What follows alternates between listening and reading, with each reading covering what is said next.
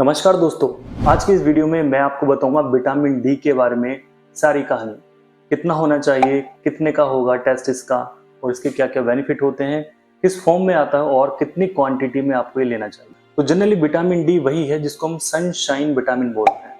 Simple भाषा में जो विटामिन हमें सूरज की धूप से मिलता है उसी को हम विटामिन डी बोलते हैं। सिंपल भाषा में आप इसको इस तरीके से समझिए कि इसका क्या काम है हमारी बॉडी के अंदर।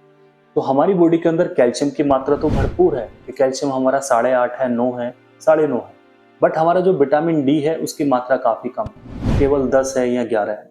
तो आपकी बॉडी के अंदर जो कैल्शियम है इसका कोई आपको बेनिफिट नहीं लगेगा। उसका रीजन ये है कि कैल्शियम के साथ साथ विटामिन डी भी होना चाहिए। अगर विटामिन डी है तो अच्छे से एब्जॉर्ब हो पाएगा हमारी बॉडी में, अदरवाइज ये यूजलेस। तो विटामिन डी इतना जरूरी होता है। बात करेंगे इसके नॉर्मल रेंज की, तो नॉर्मल रेंज इसकी 25 to 80 Ng पर ml होती है, नैनोग्राम पर मिलीलीटर होती है। आप इसकी जांच करा सकते हैं, जो भी आपके नज़दीक लैब है आप उसमें सुबह में खाली पेट सैंपल दे दीजिए।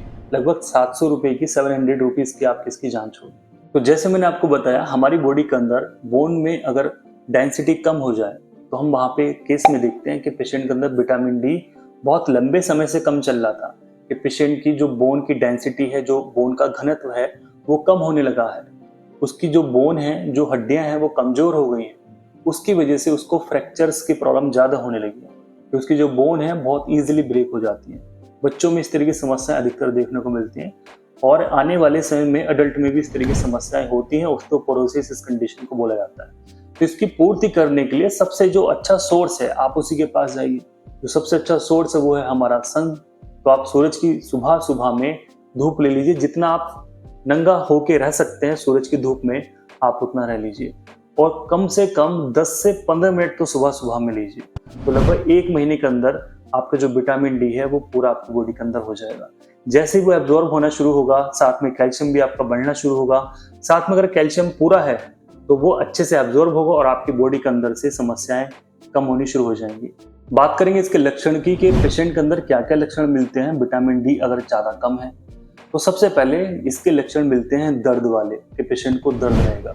अब दर्द उसको कहाँ कहाँ महसूस होगा? उसको मसल्स में दर्द होगा, उसकी मांसपेशियां दुखेंगी, उसकी हड्डियों में दर्द होगा, उसके जॉइंट्स में दर्द होगा।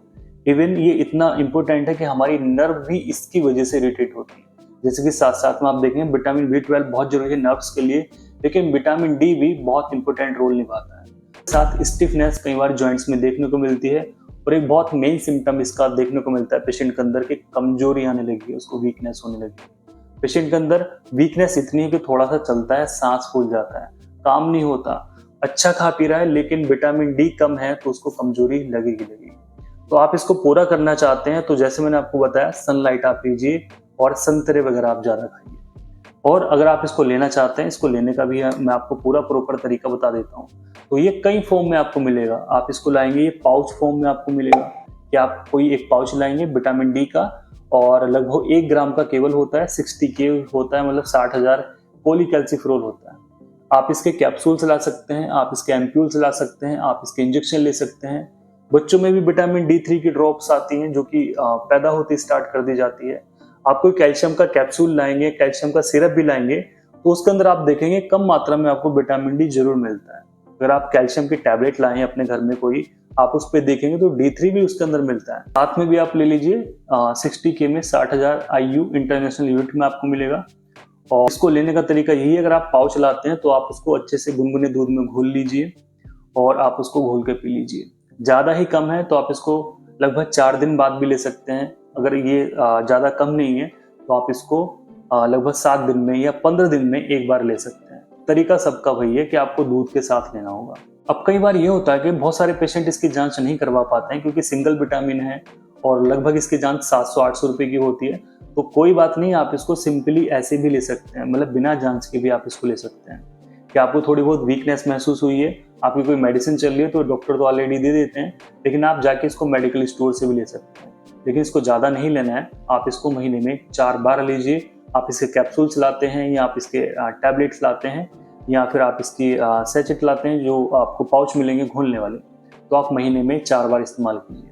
बच्चों को देना है तो भाई आप अपने जो बच्चे वाले डॉक्टर हैं आप उनसे कंसल्ट कीजिए।